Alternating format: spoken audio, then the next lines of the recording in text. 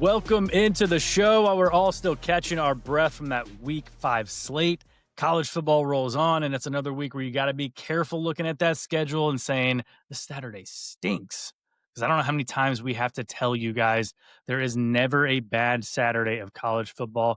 We don't know where the upsets are going to come from, and trust me, we're going to try to predict that later on in the episode, but there will be some upsets. I guarantee you that. This is Always Talking Ball. Tyler Nohe, Lance Barton. And real quick, before we get started, as always, make sure you subscribe on YouTube, subscribe on Apple, subscribe on Spotify. It's free to you guys. It really helps us out, lets us know we're doing a good job. Get those subscribers and those followers up. We'd really appreciate it. Make sure you're following us on socials, too, on X, Instagram, and TikTok, at Always Talking Ball. Let's just get right into it, man. Big Game Breakdown, sponsored by Branded Bills. Click on the link in the episode description or the QR code that just is in the top right corner of the screen. Lance has got his Branded Bills hat on per usual. Type in the code Branded15 at checkout for 50% off. They've got some good stuff over there. They got more than just college football. They've got, like Lance, America. They've got different kinds of, state brands. They've got state logos, all kinds of good stuff.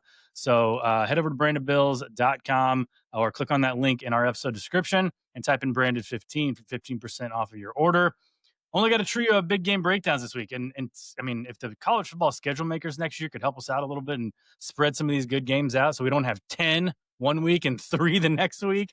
And we're going to have a lot coming, October 11th, October 18th. Those are some stacked weeks too. So you're going to make sure you want to subscribe to the channel. And you're going to want to make sure you turn that notification bell on too, so you get notifications whenever we drop either a full episode or just like, a actual game preview that's like 10 minutes long or so. So let's get into it. Let's start with the headliner on ABC. This game kind of lost a little bit of its luster when Florida State took an L last Friday, but Miami at Florida State at 7:30. College Game Day is not going to be there. They're going to be in Tuscaloosa, but number 3 versus number 18. Not even just like looking at matchup wise, man. Like you looking at this rivalry, dude. It's a rivalry that you and I kind of grew up with, right? And I mean, I grew up Notre Dame fan. You grew up an Alabama fan. But we watched Florida State in the 90s, like just dominate fools. And we watched 99. Like everybody loved Peter Ward. Like us kids who were 12, 11 years old at the time, we loved watching Peter Ward. I remember being at friends' houses in the afternoon, 12 o'clock kicks, for Florida State, Miami, and watching the wide rights and the wide lefts and all the misses and just the games that go down to the wire. And then, Miami moves to the Big East and Florida State's in the ACC and they don't play a lot. And then they kind of get matched back up again in the ACC and it's still kind of just lost a lot of its luster as the talent in Florida got spread out amongst, the rest of the country. Now it kind of seems like, okay, Miami's obviously keeping a lot of talent home. Florida State's keeping a lot of talent home. I mean, Florida, USF even's keeping a lot of talent home. So you got a lot of guys who, are from the state of Florida. They're playing against each other. They know this is a big rivalry game. It's in Doak Campbell where, the newly renovated stadium. We already saw them host one top 10 team earlier this year, number 8 Alabama. And we saw what happened in that game. So you got to think that this atmosphere is going to be rocking on Saturday night. The tomahawk chop is just going to be in full throat. And this is the first road game for Miami. You talk about all these wins they have, Notre Dame and Florida and USF. They've all come in Hard Rock Stadium. This is the first time they are going on the road. And if you remember them going on the road last year with, at Georgia Tech, right, and at Syracuse, they struggled, and they had Cam Ward at that time. Now, they didn't have as good of a defense as they do this year. But, when you get in that situation, you get in that atmosphere at 7:30 at night, and the atmosphere is loud, crazy things start to happen. Yeah, man, I want to first echo this rivalry. It was when I was growing up was just, one of my favorites to watch, man. This was back when I was a kid, falling in love with college football. I can remember always watching Florida State, Miami with my pops and watching those games. And you had some of the best athletes in the country on both sides of the ball. It was just always fantastic to watch. And yeah, you're right. Over the last several years, it just hasn't been the same. We haven't really seen these two teams at the same time be like really, really good, or at least as good as they both seemed this year. I know Florida State lost last week, but it didn't lose its luster for me. This is still a big time football game between teams that have a lot of talent on both sides of the ball. Both teams have fantastic coordinators. on both sides. So I mean, the cat and mouse game between the coordinators is going to be, just awesome to watch. You've got first year defensive coordinator Corey Heatherman at Miami, and you've got two first year coordinators, not coordinators in general in college football, but at their respective places, and Tony White and Gus Malzahn at Florida State. So just seeing, how they decide to match up with each other and adjustments they're going to make. Can't wait to see that. And two, man, it's going to be all hands on deck for the most part for these teams. Wide receiver JoJo Trader and running back Jordan Lyle for Miami, both big time playmakers and home run threats for the Canes, are going to be back from injury this week. Roydell Williams hasn't played since week 1 against his former team against Alabama. He's going to be back in the backfield this week. The week, whatever it is, 6 depth chart came out and it had him listed as one of the top tailbacks on that list. So Roydell Williams and Gavin Sawchuk and Osmani Croma will all three be in the backfield for the Noles this week. And dude, as far as this matchup is concerned, let's start with the Florida State offense versus the Miami defense. This is where this honestly starts and ends for me in this game. Miami has to be able to slow down the Florida State running game. Florida State so far this year has ran the ball on 69% of their plays, which is pretty typical for a Gus Malzahn offense. He wants to be able to run the football. He's got a dual threat quarterback, Tommy Castellanos. He's got the 3 or 4 tailbacks in the backfield that I just mentioned a minute ago. So they're going to run the football. If you can slow down the Florida State running game and keep them not on schedule, keep a Gus Malzahn offense where they're not staying ahead of the chains and they're not able to run that tempo that they want to be able to run, you get them in a little bit of a 3rd and long situation. Castellanos is not the type of quarterback that you want living in the 3rd and 8s and the 3rd and 7 pluses because he's not as good of a thrower. He's not a bad thrower. He's just a better runner, and the Florida State offense is better running the football than they are throwing the football. So if Miami could slow down the running game, it's going to be strength versus strength, man. Florida State's number 2 in the country in rushing yards per game right now. Number 2 in the country. Miami's number 8 in the nation in rush defense. And Miami's played a pretty tough schedule so far this year as well, considering, other teams up to this point, through 4 games that they've played. They've played 3, let's say 3, 2 P4 teams. South Florida might as well be a P4 team type. So they've played some solid competition. So, do you think that this Miami defensive front that's so far this year has been able to be pretty stingy against the run? Do you think they can, against Florida State, slow down that running game? Yeah, we saw him do it against Notre Dame. Now the difference is obviously Castellanos, where his legs come in, and again, we know Gus Malzahn's going to have some wrinkles in the game plan, and playing at home is obviously a huge advantage for the offensive line. To get off on the ball and to obviously, you get the crowd into it and everything, and you start, firing off the ball and really leaning on that Miami defensive line. They've got to play with a lead. They've got to get out to an early lead in this game.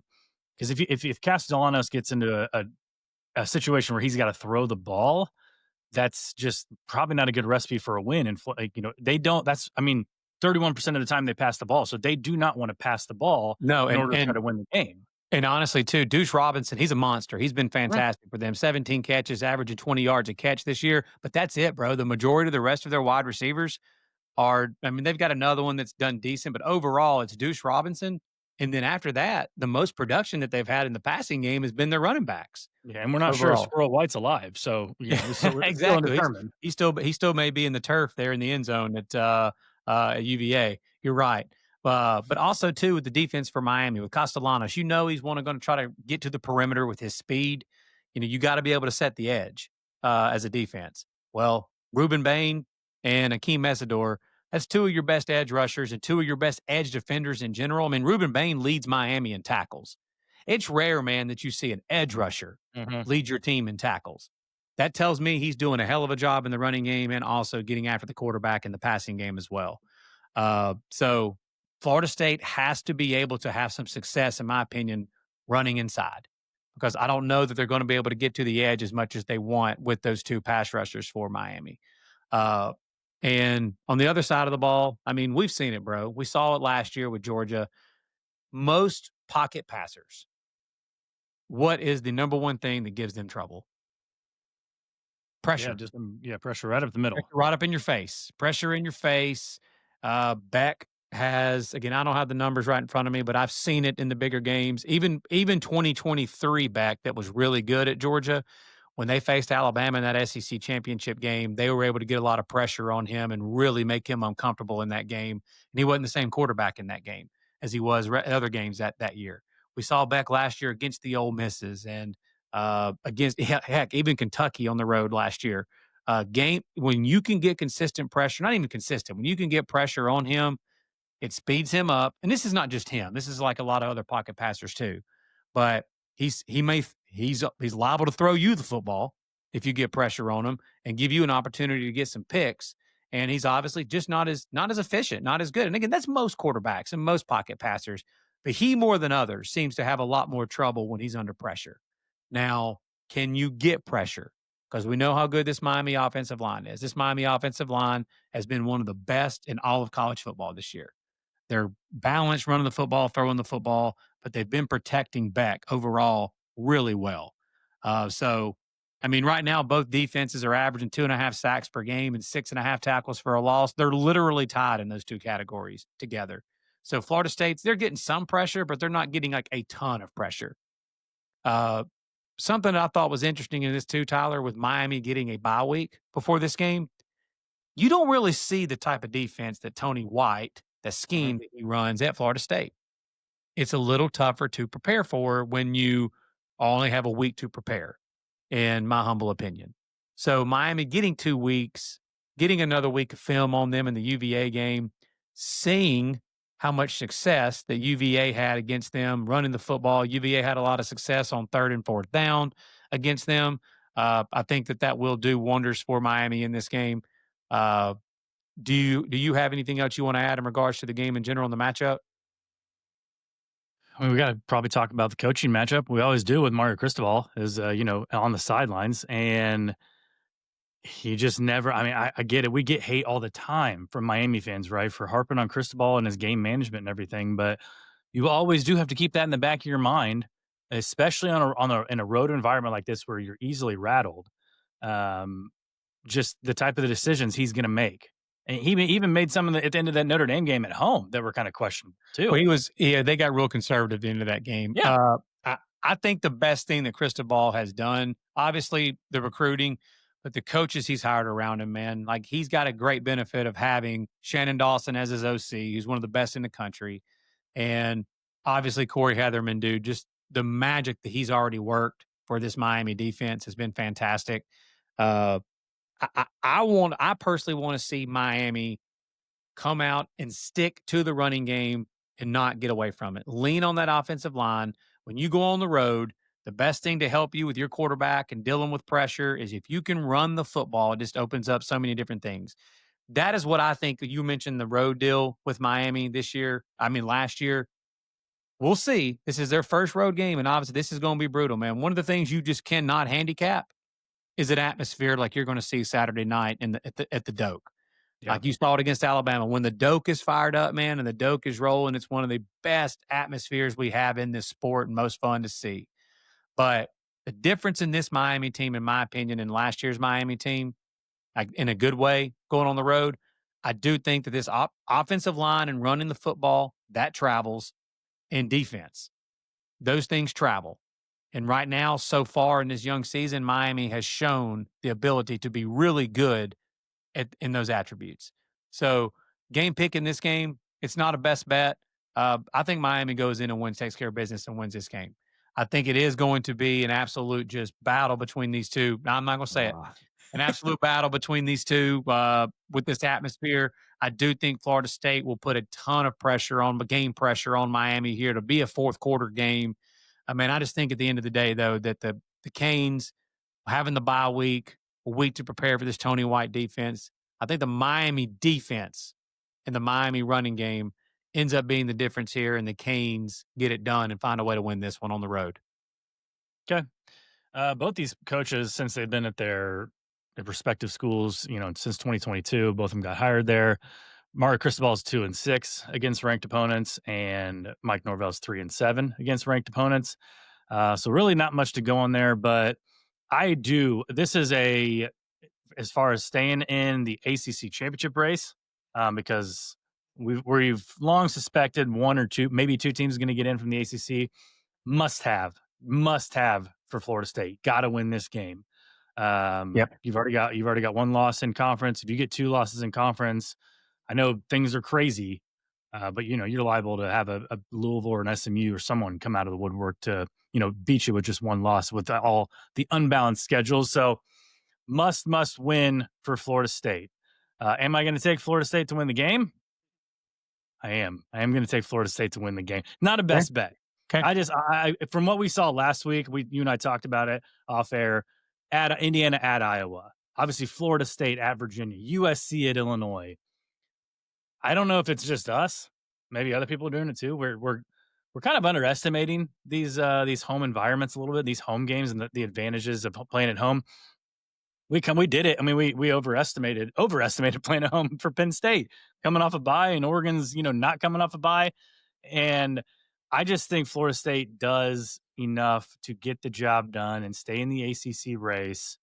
And I think Mike Norvell gets a huge win. And I think you're right. I think Florida State does get pressure on Beck, and it's going to be a different game. I mean, we want to talk about again Miami's schedule. They played Florida, and it was 13-7 in the fourth quarter at home. Okay. They beat Notre Dame. Notre Dame's really good, but they beat Notre Dame on a last second. I just don't think they're going to be capable of going on the road and absolutely blowing Florida State out. It's another one of those spot games, too, where Florida State's coming off that loss, and they're pissed. And like I said, it's do or die time for the Noles, and I think they get it done against Miami. Yeah, I think Florida's. I mean, I think Miami wins by one score. I don't think it'll be a blowout either way. So yeah, I think it's going to be a fourth quarter game. And Miami finds a way to get it done. So you're on the Noles and I'm on the Canes. Good deal. On the Noles, yep. We're split down the middle on it. All right, what we Yep. got next? Number 16, Vanderbilt at number 10, Alabama, 3:30 on ABC. College game day will be here. Alabama is 10.5-point favorites at the current time.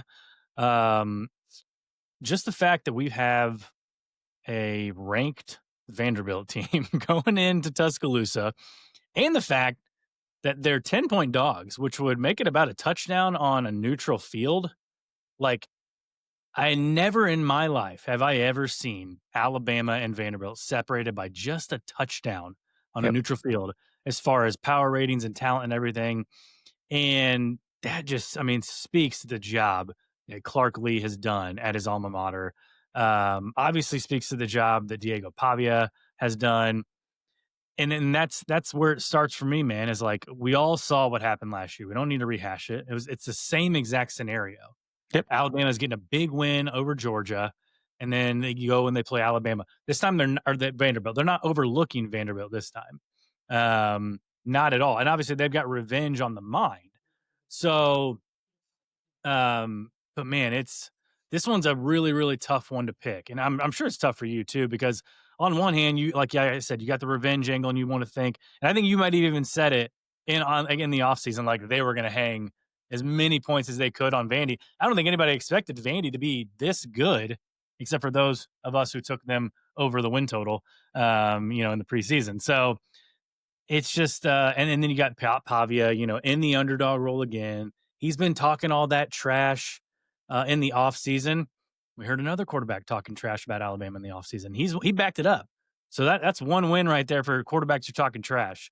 So we're going to see, I think, really a good game on Saturday afternoon. And hopefully, fingers crossed, you'll see a good game in person on Saturday afternoon.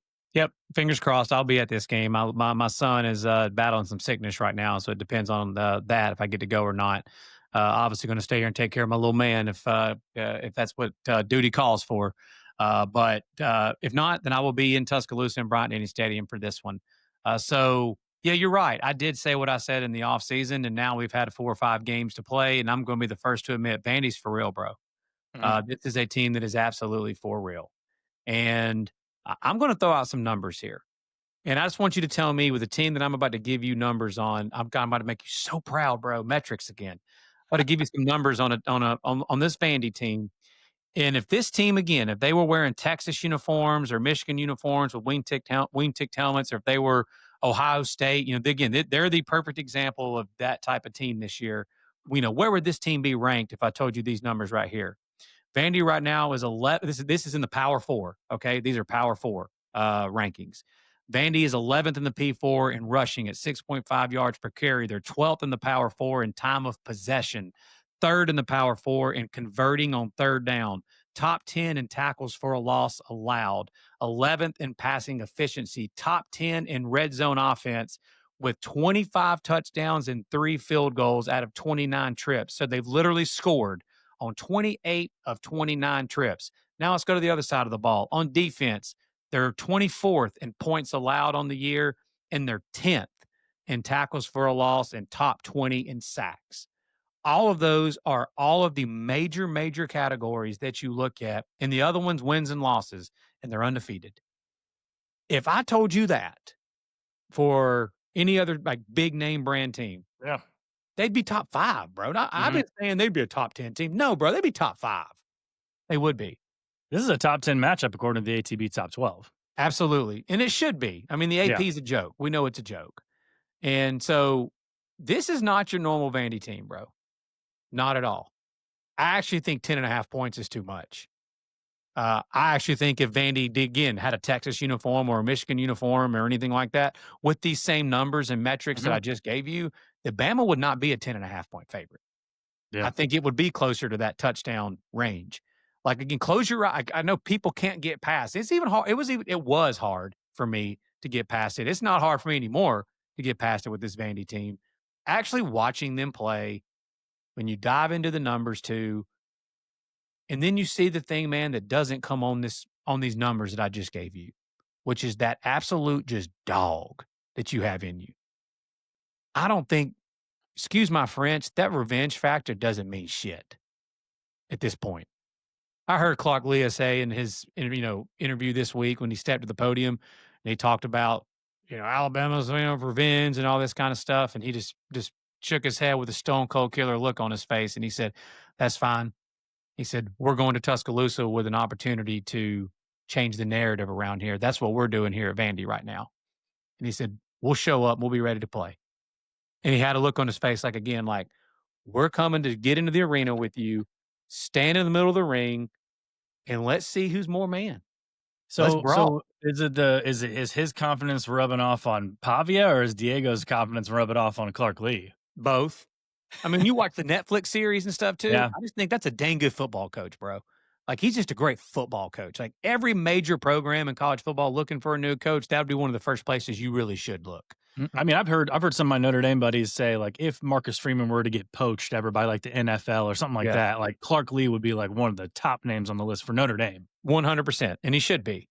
And yes, the Pavia thing, dude, it's not fake, man. I know some people think some of his stuff's fake. It's not, dude. It is as real as it gets. And I think if you are him and you want to be this Vandy team, you have to be that way. Now on the flip side of it, I don't care what anybody says. I told you this quietly off air because I knew because of my fandom what would come about if I came after the Wisconsin game and was bragging on Ty Simpson after he played UL Monroe and Wisconsin. Tyler can vouch for this. I sent many text messages to him and I talked to him about this off air. I said, dude, I don't care if Alabama's in the backyard running routes against air. The throws that number 15 is making are remarkable. He's accurate as can be. He's on time. He's confident. All the stuff. Yeah. Lo and behold, We will- go ahead. We will just let everybody know. We will do probably here in a couple weeks. I don't know, maybe 3 weeks or so, like a little over halfway point. I really want to revisit our preseason quarterback rankings for all the conferences. Yeah. And redo them. Redo Agreed. the rankings for halfway through the season. Because I think a lot of, especially the SEC, we'd have a lot of different orders on there. And this guy would be near the top. And the other guy we just mentioned, Pavia, would be too. Yeah. At this point. But yeah, Simpson was making throws that when you're watching the game, like, yes, I know the competition isn't great, but there's still defenders that are on those receivers, and he's still throwing the football and putting it right on their face mask. Soon as the game ends against Georgia, there's David Pollack doing interviews and doing his podcast saying, I mean, Simpson's putting the ball right on people's face mask on every single throw he's making. Kirby's talking about how deathly accurate that he is and that he's on time, he's confident.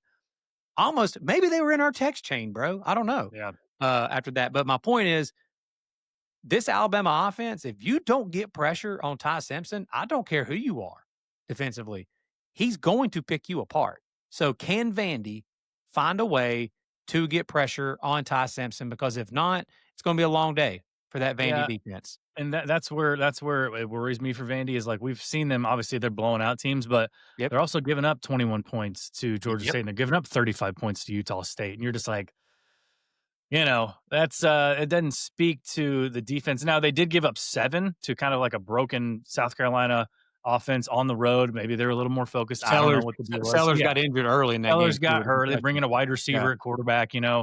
Um, but yeah, that's kind of where it starts for me, is the Vandy defense. But yeah, man, you talked about Simpson, and dude, with the DeBoer and the Grubb offense, we've harped on it since they left Washington. Like, if they get a quarterback who is pinpoint accuracy, like we were watching 2 years ago, Michael Penix make some throws that were just like Ty Simpson is Yeah. making right now. Yeah. And like this, we're just like, dude, he just throws such a pretty ball. And now he's on the Falcons and he's struggling a little bit. Okay. But Ty Simpson's doing the same exact thing right Yep. now. Bro. And that may sound crazy to some people who haven't watched a lot of Alabama before the Georgia game, or, haven't listened to this show a lot, but he's doing the same exact thing and making the same exact throws that Michael freaking Penix was making. Yep, and that Washington offense had just legit, and they're all in the NFL right now, wide receivers. Alabama has a very, very good, one of your better overall wide receiver cores in college football. Again, if you give Simpson time, at least one of those receivers is more than likely going to win their matchup in the secondary and be open. So if you give him time, as accurate as he is, they're going to be a problem, man, for anybody to stop. Where Alabama has to improve, though, they've got to be able to run the football, man. Jim Miller being back, I think, will help with that. I'm interested to see how they do that this week, because that is also a huge thing, man. That, like, what killed Alabama last year in this game, Vandy was like a billion for a billion on third down. And this year, Vandy is one of the best teams in college football right now in third down conversion percentage. They're one of the best teams in the country in time of possession. They dominated Alabama on third Yeah. down and in time of possession. That was the difference in the football game in Nashville last year. That right there, that stat alone. We talked about how Alabama dominated on third down against Georgia. That pretty much is what beat Georgia last week in Athens. Vandy is that good on third down, and they keep the ball away from you on offense. So, as good as Ty Simpson is, and as good as this Alabama offense is, if Vandy plays keep away and is just converting one after another third down and running 30 seconds off the play clock every single play, Ty Simpson and that offense won't get the rock. It won't be able to run their offense. So Yeah. Alabama has to figure out a way to slow Diego Pavia and this offense down and get them off the field on third down. And that is where I use this phrase, I think, on every game now. That is where it starts and ends for me. That is where it starts and ends for me in this game. Yeah. Is on third down when Alabama's on defense. Can they get Pavia and that Vandy offense off the field? And if they do, honestly, it could be a double digit, type win. But I think this Vandy team is good enough that they're going to show up into Tuscaloosa, and this is going to be a war. Yeah. I do think Vandy is going to give Bama all they want in this game, bro. I mean, you think the governor of Alabama is just going to waltz in there and get blown out? I know. Was he like 4-0, I think, Yeah. against And teams like, from Alabama in his again, career? I know we joke about that, but like, he's gone into some hostile environment. He's gone into Jordan-Hare twice in one games. And the dude's not afraid of any environment at all. He's not. And dude, but I just want to mention this. He's not, but I will say, when he went in as New Mexico State against a 100-loss Yeah. Auburn team, I mean, there's 10 people in this. You know what I mean? Like, and then he went in at noon last year against a 4 or 5-loss Auburn he didn't team. care about any of that voodoo either. He's like, No, he what's didn't. voodoo? He didn't. And to the defense of that, this place will be charged up and Should be. rocking. So Mhm. yeah. So this is the biggest moment. The biggest moment of his career, obviously, is when he beat Alabama last year. This is the biggest moment of his career. He goes into Alabama and beats Bama at Bama after they already beat him last year and proves that wasn't a fluke. He goes into Tuscaloosa with a zillion people there, the place charged up, everything to play, all that stuff. They're not sleeping on you. They're talking about all off season, the revenge factor, all that goofy stuff that, doesn't matter when the ball kicks off.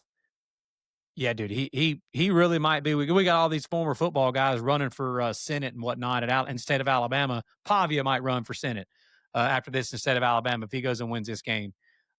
He's not gonna be But welcomed in the state anymore, so yeah, and a thing to keep an eye on, James Smith, the best yeah, defensive lineman for Alabama, was knocked out of the Georgia game in the second half with the biggest BS targeting call I've ever seen in my life.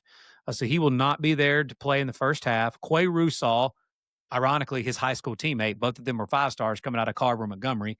Quay Russaw is once again injured for him. He spends more time off the field than he does yeah. on the field, unfortunately. So there will be a couple of talented, but maybe not as experienced guys that are playing along that defensive line, especially in the first half. So again, they got to figure out a way, man, to And we corral Diego we talk about Pavia. it too with that offense. That offense is difficult. It's very similar to the Florida State offense. Yeah, it is. It's It is. difficult to defend, so they got to adapt quickly. They got Yep. to make changes quickly. It's If they're getting beat on the edges, they got to make changes quickly. It's their own version of like a more modern triple option. I mean, that's literally Yeah, what it is. Like yeah, Pavia has the option to hand it off, run it, or throw the football. It's just not your military academy type triple option. It's a different, and more like again, more yeah, modern. yeah, Game pick in this game. Yeah, I think Alabama's going to win this game. I do think that Ty Simpson and that offense is going to end up being too much for the Vandy defense. But this is going to be a stressful game for Alabama fans. Pavia will make plays, and that offense will keep them in it. Uh, I mean, if I'm not a best bet, but I think Vandy covers that 10.5, and I think yeah. Alabama wins the game. Yeah, what do you think? I mean, just forecasting here, like a Vandy win or an Alabama loss, like what does that do for Clark Lee? What is a loss again to Vandy? Like coming off the Georgia again, like what would that do to Kalen DeBoer? Like all it just, I mean, so far we've had Alabama fans a month ago wanting to look up the guy's buyout, and then I'm seeing on Instagram after the Georgia game, like that's my head coach with that rah rah speech. You know, it's just it's up and down with this guy so far, and he's sky high right now again. Yeah. And these again, I know Vandy's ranked and everything, but it's just like they're still Vandy, and I hate to say that because like we've been touting them up, but like it's not a Georgia, it's not Tennessee, it's not Yeah. it's just still kind of looked at as like Vandy, his little brother. These are the kind of games that he's struggled with, where like maybe his team's not as super high, but you got to think they will be this time, right? This Yep. game is so If fascinating. this will not, if Alabama loses this game, it will have nothing to do with that they weren't like focused or fired up, Mhm. ready to play. Like last If year, if they're not, then that just we got another story for another day. I just think this is going to be straight up like Bama's going to have to give Vandy their best shot, and Vandy's going to give Bama their best shot. And I actually do think that that Vandy with Cedric Alexander at tailback, who had 2 touchdowns on them last year, who's their leading rusher right now, him and Pavia. Eli Stowers, obviously, is the best tight end in college football. And they've got 3 other wide receivers who've been very productive. Dude, I just think that Vandy offense is tough to prepare for and defend. yeah. Is going to have success. It's going to be a really good game, but I think Bama will get it done. And but I don't think they cover. Yeah, I think Bama wins. I think Vandy covers. Just one thing I'm looking for is whoever lands the first punch, how does the other team react, right? Yep. Vandy goes in there and they do exactly what they did to South Carolina at night in Williams-Brice. When we kind of all thought of South Carolina at that time as a good team, they went and punched them in the mouth 7-0 right away, and South Carolina couldn't recover. So I want to see, if Vandy comes out and does that, how does Alabama react? And then vice versa, you know, Alabama comes out, marches right down the field and scores. How does Vandy like? Do they still stick to their guns and stick to like their time management, their clock management, all that? So should be a good one to watch at 3:30 on ABC. Last game here, number 9 Texas going on the road to the Swamp at Florida at also 3:30 on ESPN. Um, we were struggling to find games to put in here in our trio of big game breakdowns, and we landed on Texas versus Florida. On one hand, it just kind of feels this game kind of feels gross. Like Texas just has not been what they were touted to be. We talked about Penn State. Offensively, they haven't been. Yeah, and we've talked about Penn State still being number 7 in the AP poll. Like, what the heck is Texas doing at number 9, right? I mean, they haven't beat it. Mhm. No, those 2 teams right there have not beat a Power 4 team. This, by far, we're talking about a Florida team that's 1-3. This would be Arch Manning's best win of his career by Yeah. far. Easily, And absolutely. Of games he so, started, absolutely. I think it would be his first Power 4 win, right? I can't remember if he started against Mississippi State or Getting not Mississippi last State, year. yeah, you're right. I can't Okay, remember if so he started that game or not. If he did, then I obviously would be, but this would be his first powerful road win for sure. yeah. And on the Florida side, like, I'm going to say it. Like, I'm gonna say it. It's Billy Napier's last stand. And honestly, it might be. It really might be. They get a bye week to prepare for this. You got to think that they've realized whatever we're doing on offense right now throughout the season is not working. We're giving Jaden Ball the ball 10, 12 times a game. And it's not working. We got to give him the ball more. I don't know if Texas is the defense to be like, let's change it up and run the ball more. But again, I don't know if I really necessarily trust DJ Lagway at this point to not make mistakes and not make dumb throws against this Texas defense. So, Bro, I don't trust either quarterback at all against the opposing defense in this game. yeah, Like, for all the I'm flaws, hoping one of them shows me something. I yeah, don't care if it's both of them. We had them both like, the top 4 to 5 in so the did everybody else. SEC's power rankings, yeah. But just one of you guys make us look a little bit smart. Just I don't care if it's Lagway and he goes out and he beats number 9 Texas, great. If Arch comes out and he throws for 270 and 3 touchdowns and they win by 14-17 on the road in the swamp, that's great. Show me something, right? You know, Show me Saturday for these teams. agreed. Well, I'll start with Texas. I mean, I'm just gonna be honest. If Arch Manning happens to come out of his funk that he's in, I mean, I go he played a little bit better his last game, but like, let's just not get too happy because of the competition they were playing against. Yeah. But like, if this Texas offense out of nowhere just starts playing much, I mean, it's I'm not gonna lie, man, it's not the best circumstances to do that. For all the flaws that Florida's offense has had this year, I mean, Florida's offense has been straight up booty all year. But their defense has been nasty, bro. Their defense has been really good. They played really good, and they played good enough for them to win the football game in Baton Rouge. They did the same thing at Miami. They did the same thing against South Florida. Like the Florida offense has just not helped their defense at all. So it's kind of not really the get right spot. Like I know the record might say of that team, that Florida team, but it's not the get right spot to go into the freaking swamp against a really good defense in wounded animal mode to try to get right. On the flip side, dude, Texas, their defense is absolutely one of the best in the country again. Mhm. And they've got dudes everywhere. They've got one of the best defensive coordinators in college football, Coach K. And I don't think it's a get right spot for Lagway either.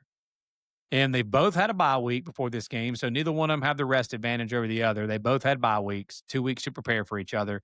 I think in the retrospect, like Florida getting some dudes back from injury, I definitely think will help a little bit here. But man, I saw the total had ticked down to like 41.5. And honestly, man, I'm not betting it, but like I don't know how that these two teams, barring like turnovers and not offensive touchdowns, as good as these two defenses are, and honestly, as booty as these two offenses have been so far this year, like I just don't know how they're going to be able to score a bunch on each other. So, I I would mean, maybe look honestly, at a team. I would look at a team total there, like a Florida team total under. yeah, I could see that. I mean, Florida, dude, they've got one of the best tailbacks in the country that they hardly freaking ever give the ball to. I mean, that guy should have 20 plus carries every single game. Every single game. Jaden Ball should have 20 plus carries. But like the Texas dude, it's so hard to run on Texas, man. Like I don't care how good you are running the football, it's hard to run on them. And I think it's going to be hard for Texas to find success in the running game. And we know Sark's offenses predicate a lot off of running the football and taking shot plays against you. So, I mean, I don't know that they're going to be able to line up and just pound the rock on Florida either. So, yeah, I think it's going to be an ugly defensive slugfest. Who can cause who to turn the ball over and make mistakes? That team usually will end up winning the game if that ends up being the case. Uh, yeah, I mean, it's hard to handicap it, bro, because like the talent, you said, I mean, the talent is endless with these two quarterbacks. If they happen to come out in this game and No, we finally, the potential talent is endless. yeah, I agree. I agree. If they Yeah. somehow unlock it in this game, then that could just flip this game upside down without question. But we haven't seen it yet. So I'm not going to sit here and try to predict that, well, Arch Manning and DJ Lagway are going to come out this game and just light the world on fire. They've got the talent at receiver. Texas receivers have been underwhelming, but again, the potential and the talent's there. Florida's got some young guys who've been really good so far this year, like Vernell Brown III. He's legit. They've got a really good tight end. They've got other good receivers, but Lagway can't get him the freaking ball. And Billy Napier's calling plays like some bad high school coach. So yeah, I don't know. I really don't know what the answer is. I think it's going to be a defensive slugfest, and I think Florida covers the spread in this game. So I Six and a think half. 7. It's a 7 right now. There's some 7s and some 6.5s. I think Florida covers the 7 in this game. Oh, you could not pay me to bet to bet the spread in this game right now.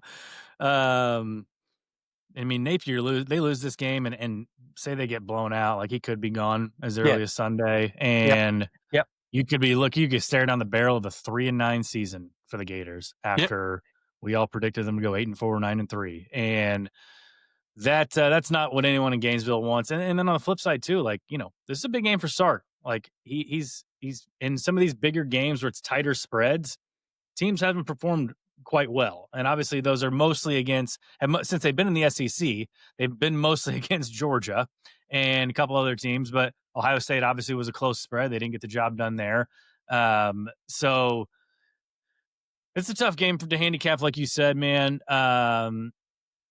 If you're gonna make me bet it, which I would like literally run away kicking and screaming and clawing at you to make me not bet this game and put my hard earned money on this, I would take Texas to go in there and just finish him off, man. Just scoop it and pour the dirt. He's in the stepbrother meme. Like, what are you doing? I'm burying you. Like, he's Sarkness needs to pick up that last couple scoops of dirt and just toss it on Billy's head, and you're done. Yeah, the talent what's wild is too, man, the talent profile between these 2 teams. I mean, it's not dramatically different. It's not a whole lot different. Like again, like Texas is only favored by 6.5, 7, whatever you're looking at. And I mean, a 1-3 team and a Texas team that's power rated over.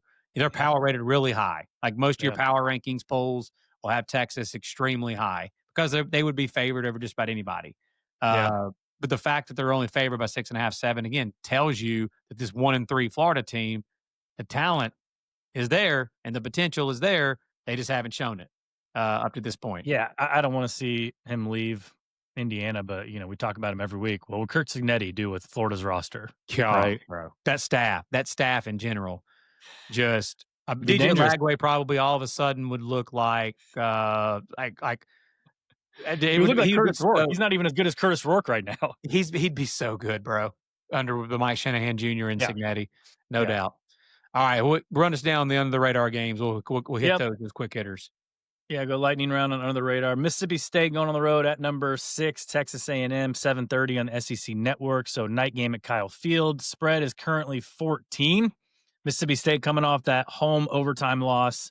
They put a ton into that game. Try Yep. to beat the Vols last Yep. week. Could not quite get it done. A&M got the win over Auburn.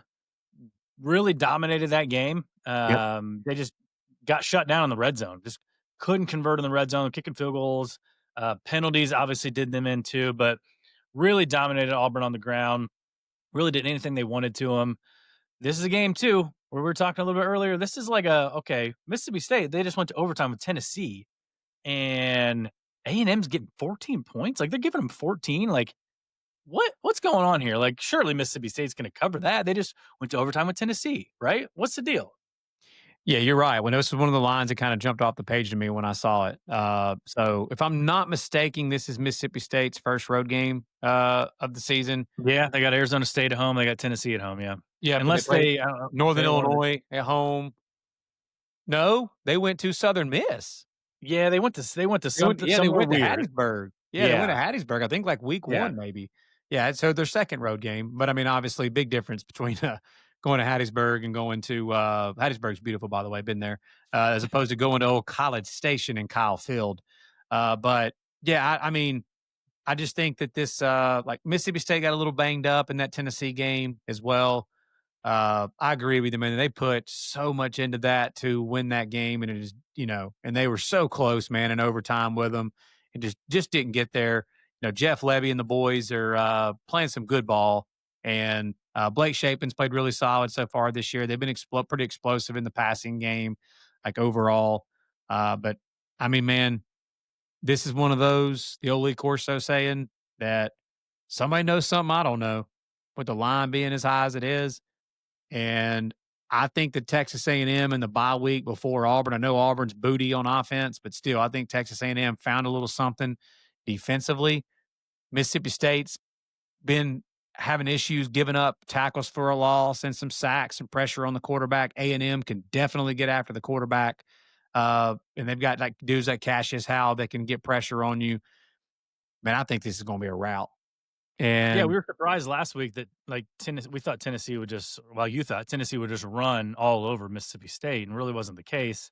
This is another place too where they had over 200 yards against that Auburn defense. A&M could just really have whatever they want on the ground. You would think. yep, and A&M's got one of the best offensive lines in all of college football. I think they're going to be able to protect. They're going to be able to protect Marcel Reed. I think they're going to be able to run the football. This A&M team, I said it last week, bro. All the jokes about A&M 8-4 and whatnot, whatever. Like I just don't think that matters. The narratives, the old narratives of that kind of stuff, none of that matters when you start playing football now. Last week was a game that A&M in the past would have lost, bro. That game against Auburn was the type of game that A&M would have lost in all the previous years, where they aren't sticking the ball in the end zone. The other team's got the ball late in the fourth quarter with a chance to actually win when you've dominated the game on the stat sheet and you didn't get there. And A&M found a way to win that game. Uh, I think A&M's offense steps up big time this week, and I do think they run the football. Has some explosive plays in the passing game with former Mississippi State, transfer Mario Craver and OKC Concepcion, the transfer from NC State, and it's a best bet for me. There's some 14s right now, so I'm going to take Texas A&M minus 14 as a best bet to get it done against Mississippi State, and I think they win this game obviously by more than 2 touchdowns. I'm with you. Got a best bet as well. First best bet of the week, A&M minus 14 against Mississippi State for really all the reasons you said. We're kind of in lockstep there. Yep. Now we got number 14, Iowa State, going on the road to Cincinnati. Noon kickoff, ESPN. The line is Cincinnati minus 1.5. That's the old adage of, okay, unranked team favored over the ranked team. What is Vegas trying to tell you? You look at Cincinnati, they really did everything they could but win the game against Nebraska in week 1. Yep. And just couldn't quite get the job done. Last week, just out of nowhere, like we weren't even talking about that game. There were so many other big games. This was one that we really probably should have touched on had we had more time in this section, the under the radar game at Kansas. And Kansas is a team we really respect. Lance Leipold and Jalen Daniels, we really respect them. Cincinnati goes in and gets the 37-34 victory. And that was just like a low-key, really impressive spot by Scott Satterfield and the Bearcats. This is a big season for him coming into it, too. Like, they needed a really good season. Brendan Sorsby played really good at quarterback. They got the Godfather on the defensive line. I think he's questionable right now, but hopefully he comes back. And Iowa State is a team where obviously they got Rocco Becht at quarterback. They've beaten Kansas State so far. They've beaten Iowa. They beat Arizona last week pretty handily. An undefeated Arizona team who's kind of on the up and coming trajectory there. They kind of just whooped up on Arizona. Didn't even make that a game worth talking about. So it's a kind of a case where like Iowa State's been here. They've done this to 3 separate Power 4 teams already, and they're still getting points at Cincinnati. I mean, I'm going to go ahead and say that's just telling me everything I need to know. I'm going to take the Bearcats minus 1.5 on the spread as a best bet. Yep, I'm with you. I'm taking Cincinnati money line minus 118. I'm taking the Bearcats money line minus 118 as a best bet for all the reasons you just said about the unranked team versus the ranked team. There's a stat out there. I need to tweet old Bear. I tweeted him last year and he gave it to us. I need to tweet Bear about that. And obviously too, there may be even more out there too about the undefeated ranked team versus an unranked team. And the unranked team is favored. But there's some great nuggets there. And I believe this is Iowa State's second true road game of the year. Again, another weird one. They went on the road to Jonesboro, Arkansas to play the Red Wolves of Arkansas State. And your boy here had Arkansas State in that game plus 14. Mm-hmm. And Arkansas State had every chance to win that game straight up. Yeah. But since he was a team, man, that you and I talked about before the year, that in that wide open Big 12, a team that brought back a lot of returning production, and Brennan Sorsby, the quarterbacks, a nice little dual threat type QB, had a lot of success running the ball against Nebraska. They got a wide receiver in Cyrus Allen, had 11 catches for 128 yards and 2 touchdowns last week against Kansas. They've got some solid players, man. And I agree with you. This is, what's his face? The coach there at Cincy, I'm going blank. Satterfield. Satterfield. Yeah, Satterfield. This is he is definitely he's on that list of coaches that are like, odds to get fired or whatever. This is a huge game for them. But I'm with you. I think that Cincinnati finds a way to win this game and makes that crazy Big 12 even crazier after this week. Yeah, I think the Bearcats find a way to get it done in historic Nippert Stadium on Saturday. Yeah, let's talk one more. Number 24 UVA going on the road at Louisville, 3:30 ESPN2. Louisville laying a lot more than 1.5 here as the unranked team. They're laying 6.5, maybe 7.5, 7 right now. You gave it out Sunday night, Monday morning at 6.5. I jumped on it with you at 6.5. Just let everybody know, kind of other than like the gambling aspect of it, of obviously UVA coming off that big Florida State win, and then obviously being ranked and then unranked, all that stuff. Let us know why we made that a best bet. I mean, man, Louisville's just Jeff Brom and Louisville's really good at home. They've been Mm-hmm. really good under him at home in general. You know how it is too, man. When you are a team that is unranked, I promise you, bro, they feel disrespected that they're still unranked at this moment in time. Then here comes a team that's in your conference that now is ranked, that number next to their name, that fires you up even more as that team that's unranked when you feel disrespected and feel like that you should be. UVA is a really good football team, bro. They are. Like we talked about them before the year, man. They're a solid football team. I just think, man, that this is a step up in class going on the road and in a game like this, having to play after that, just dude, the biggest win that if I can remember in a long time for UVA, storming the field after the game, big emotional game. Now you got to go on the road and deal with that Duke Watson and Isaac Brown running game and old Miller Moss and that Jeff Brom passing game with multiple really solid wide receivers for the Ville. Louisville impressed me last week, man, going on the road and getting a win at Pitt. They overcame they overcame a 17-point deficit and a 10-point deficit. They outscored Pitt two different times, 17-0, Mm-hmm. before Pitt answered. And that was on the road in a game in a Pitt team coming off a bye with everything to play for. That impressed me. But again, this game being at Louisville, this is the spot, man. There isn't a better spot on the board in all of college football as far as a gambling aspect is concerned. Does that mean it's going to win and going to get there? It does not, because this UVA team is very good, and Chandler Morris is slinging the rock around. But I think that Louisville finds a way to get it done, and I think that the Louisville offense is going to be too much for UVA, and I think Louisville covers that 6.5. I know right now it's 7.5, but I put it out on our last episode as the first best bet of the week because of that spot, and because I do think this Louisville team is a very good team and going to be a player in the ACC. And if whether Miami wins or loses, besides the point, but if Louisville wins this game, Louisville at Miami on a Friday night here in a couple of weeks will be one of the biggest games in the ACC of this season. It was a game I circled before the year started that I Mm-hmm. thought could be maybe the best Friday night game. I know that's hard to live up to what UVA Florida State gave us last week, but on paper, it might be the best Friday night game of the year. But yeah, I'll take Louisville minus 6.5 as a best bet to get it done at home against the Who's. One more quick one. Number 11, Texas Tech on the road at in-state rival Houston, 7 o'clock on ESPN. Texas Tech, 11.5-point favorites right now. Coming off a bye. Houston coming off that comeback win over Oregon State. Had to come back like from 17 down, I think, from Oregon State last week. So that kind of gives you a little pause, like, okay, Texas Tech off a bye. If they jump on them early, is Houston capable of coming back? But man, 11.5 points in a Big 12 football game. That's a big spread for the old Big 12 that loves to play those 3 to 4 point games. It is, man. It is a big spread. It's a huge game for Houston at home. And I'll just go ahead and say it. I might get caught again with my pants down, laying some points on the road with a team. I just think the talent profile, bro, is just totally different between these two football teams. I now am, after what I saw Texas Tech do on the road at Utah against you know how much respect that we have for Utah. I know some people out there think that, shout out Freddie, that think that Whittingham's washed and that Utah is not as good. I don't think that at all. I still think that Utah and Texas Tech are going to be the two teams that's going to meet for the Big 12 championship.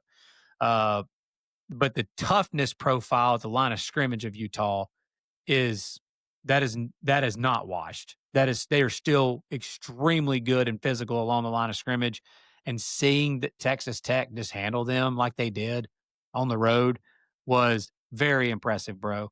Again, just get past the point of thinking about like this is Texas Tech. Okay. If name the big brand you want to name. And if they had this defensive front that Texas Tech had, everybody would be just blowing their load over talking about how that defensive front is. This Texas Tech defensive front, man, is nasty. It is real from a pass rushing standpoint and stuff in the run. And it doesn't matter who the quarterback is, it looks like, whether it's Hammond or whether it's Baron Morton. Like, they've got a really good QB. I love the fact, too, that they had a bye week after that great game that they had at Utah and that they're able to put that behind them. They didn't have to have like a letdown spot type game. But, man, I just think this Texas Tech defense is going to be too much for Houston in this game. Again, what travels, Tyler? Defense. You can take a defense and you can run the football. You can win a lot of games. And it just, dude, I was totally caught off guard by seeing the style of play, man, that Texas Tech was willing to play on the road at Utah. Like, they played the kind of the style of play that Utah loves to play, and they just beat their ass at it. So, like, if Houston wants to try to ugly this game up and, you know, the old saying they want to muck it up in this game, that's fine. Texas Tech's got a defense now that they can line up and play that style with you if you want to play it.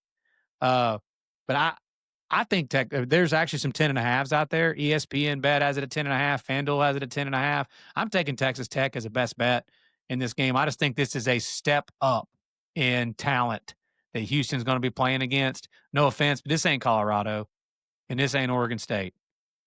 This is the freaking wreck 'em, guns up machine from Texas Tech coming to town. And I think that our boy Josh Abbott's Red Raiders are going to take care of business, and Shield Wood is going to bring that defense, and that defense is going to be the difference in this game. And they take care of business, and they get pressure all game long on one of my favorite quarterbacks. Love him. Love him. O'Connor Wegman. But yeah, I think Texas Tech gets it done and covers a 10.5, bro.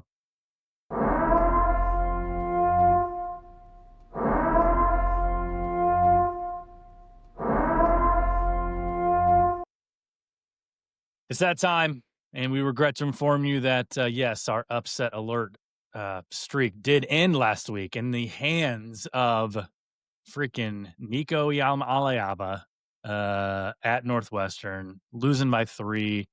Pitt lost by 7. We were close. We were close. We were on the right trajectory.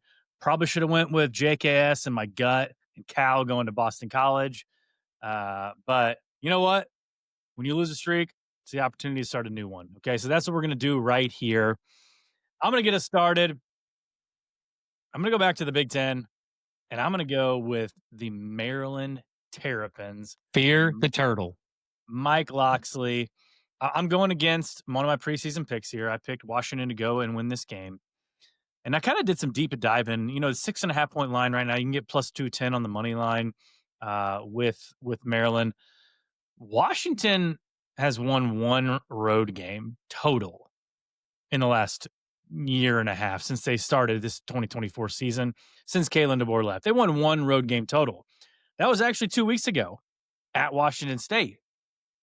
And Wazoo is booty this year. Yeah, and they went East Coast multiple times last year. They went to Rutgers and lost last year. They went to Iowa and lost last year. They went to Indiana and lost last year. Multiple road trips to the East Coast. And this is about, I mean, other than Rutgers, this is as far east as you can go, all the way to College Park, Maryland. Maryland's flying high off that win over Wisconsin on the road. They had a bye week to prepare for this, to figure out a way to shut down DeMond Williams in that offensive attack, similar to what Ohio State did.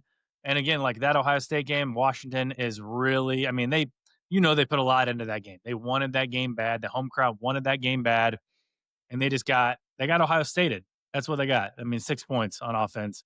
And I just think Maryland has a real shot to pull this game out on the money line. So that's what I'm going to take as my upset pick of the week. Maryland Terps. Scott Van Pelt would be SVP would be proud. Yes, he will. He'll probably have that on winners this week. The Terps getting 7 points, and I'm going to be with him. I've got Maryland plus 7 as a best bet. So Okay. there's some sevens out there, and I've got Maryland +7 as a best bet. I don't have it money line with you or anything like that, but honestly, that was in my bag of games I was looking at for upset alert. So I might jump in there and take a little sprinkle on the money line for the pod here and back my boy here. But I'm definitely going to have the Turtles plus 7 against Washington in that game. So my upset alert pick of the week. This is maybe the last time that I'll have the chance to do it. Oh no. I'm planting the flag.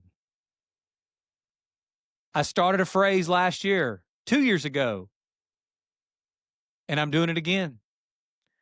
What does a great captain do, Tyler, with his ship? He doesn't jump off board.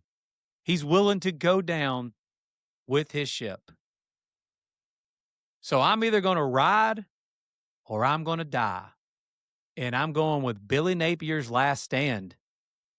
And I'm taking the Florida Gators as my upset alert to beat Texas straight up in the swamp, getting 7 points.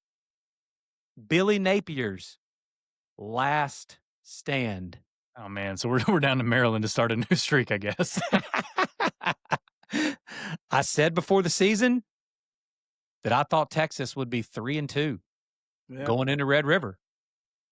I'm not going to tell you what I thought Florida would be after this game, but I did think Florida would beat Texas. This is probably my last game that I'm picking based off of what I thought going into the preseason. The Gators in the most wounded animal mode you could possibly be in. Bye week, I think the defense for Florida gets it done, and it is going to be ugly. And I think Florida wins this game straight up. So I've got Florida in a best bet at +7, and I'm obviously going to have them on the money line as well. Notice for the first time, I was wondering if you catch it when we gave our Florida Texas game picks a minute ago. I didn't say anything. All I said was, I like Florida to cover the spread. I'm surprised you didn't put pressure on me and say, "What do you think is going to win?" Nope. Which you didn't. So yes, Billy Napier's last stand and the Florida Gators +7 as my upset alert pick of the week. I'm putting Texas on upset alert.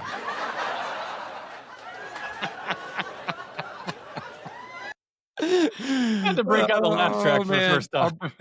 If this ends up happening, I'm going to send the clip to our boy Chris Doring. Oh yeah. And get his thoughts. But all right, man, let's move on to best bets here. Let me run mine down for you real quick, so we can get the folks out of here. I've got Louisville -6.5 against UVA. Gave that out last game. Told you that earlier. I've got Texas A&M -14 against Mississippi State and College Station. I've got Florida +7. And on the money line, as my upset alert pick, I gave you it again a minute ago. Texas Tech -10.5 against Houston. I told you earlier as well, Cincinnati, unranked team, playing a undefeated ranked team. And the unranked team's favored. Give me the unranked team that's favored. So I've got Cincinnati money line -118 are the odds there. I'm backing my boy Tyler here in his upset alert pick. I'm taking Maryland, fear the turtle at +7. And I'm going to take the Maryland Terrapins over Washington. I might sprinkle a little on the money line with that as well. And then the only one that you haven't heard me pick yet, one of those teams, man, my other team besides Alabama, that's playing inspired football right now. Virginia Tech, the Hokies, back in Blacksburg, laying 6.5 against the Demon Deeks. Against the Deeks. I almost went Wake Forest in my upset alert. Well, I might be dead wrong on this one, bro. Yeah. But I think the Hokies are playing some inspired ball right now, man. And the old Philip Montgomery, he's been a head coach before. He's a head coach at Tulsa. Offense playing better ball. They won last week on the road at NC State. Wake coming off that they threw everything in the kitchen sink at Georgia Tech. Another one of those games, too. Went to overtime and lost, kind of like Mississippi State. Wake Forest goes to overtime with Georgia Tech and loses.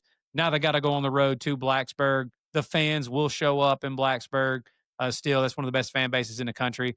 I just think Virginia Tech's playing inspired ball right now, man. So I'm gonna go to probably with my heart a little bit here, but still, I think Virginia Tech. I'm gonna put some hard-earned money.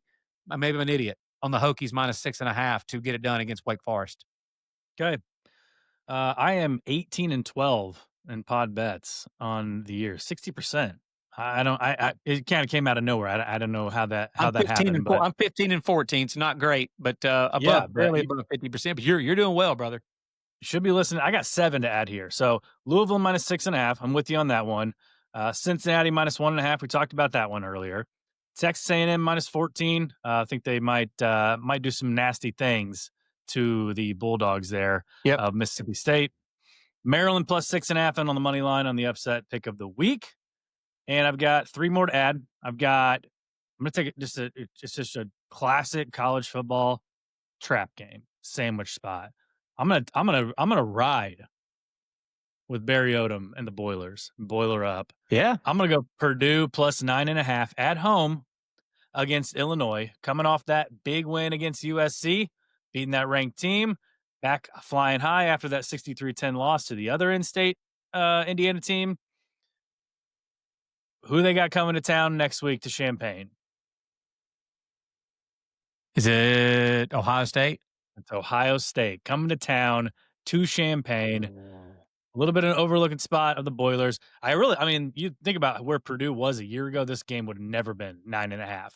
And so I think the odds makers are telling you something. They got some respect for that Boiler team, the way the offense played against that Notre Dame defense, Yep. a little suspect defense, but they're coming off a bye too. So Illinois put a lot into that game against USC last week, and they got USC or Ohio State coming. So I'm gonna ride with Boilers at home +9.5. I don't. And by the way, I don't know if he ever puts any coin on any game, but my favorite Purdue boiler out there, Nick Eichelman. I know you're going to be listening. Get you some boiler up this weekend. You know, open up that DraftKings account or something. Throw a little $25, $30 on Yeah. the on boiler up this weekend. Yep. I'm gonna go another Big Ten route. I'm gonna take the road team in this one. Nebraska is at home laying 11.5 against Michigan State and Sparty. And like I get Nebraska, like Dylan Raiola's looked really good this year. They lost by 3 to Michigan.